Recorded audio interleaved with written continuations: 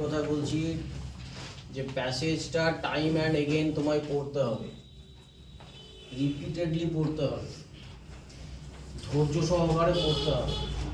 এখন এই ধৈর্য যদি তোমার দুবার আর তিনবার পরেই শেষ হয়ে যায় তাহলে আর বেশি লিখতে পারবে না। বেশি লিখতে গেলে তোমাকে ওই প্যাসেজটা মিনিমাম 10 বার পড়তে হবে ইনিশিয়াল স্টেজে, 10 টাইমস মন দিয়ে 10 বার পড়বে। তার মধ্যে প্রথম 5 বার তোমার মাথাতেই থাকবে না, কারণ পড়ার যেহেতু অভ্যেস তোমার নেই। প্রথম 5 বার পড়ছো ঠিকই, কিন্তু তোমার মন নেই, হতেই পারে। তো শেষের 5 বার তোমাকে দেখবে যে তোমার মানে অটোমেটিক্যালি মনটা আসছে, এটা আসবে। তো 2-3 বার পরে বেশি লেখা যায় না। ধৈর্য ধরে 10 বার পড়ো, পড়ে এই যে প্যাসেজ, সেই প্যাসেজের মূল বক্তব্যটা বোঝার চেষ্টা করো। মূল বক্তব্য তোমাকে নিজের ভাষায় লিখতে হবে, সেই নিজের ভাষায় বক্তব্যটা পেশ করতে হবে।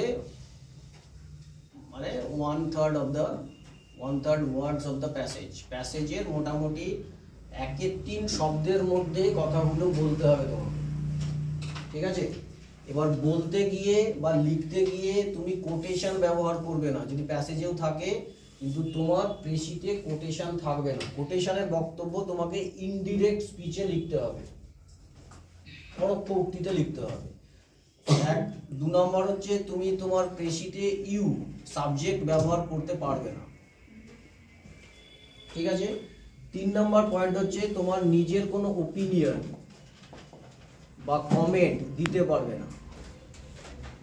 প্যাসেজে বলা নেই এমন কোনো কথা তোমার প্রেসিতে থাকবে না। তাহলে আপাতত এইগুলোকে মাথায় রেখে তুমি প্রেসি লেখো, একটু সময় দিতে হবে তোমাকে, ঠিক আছে?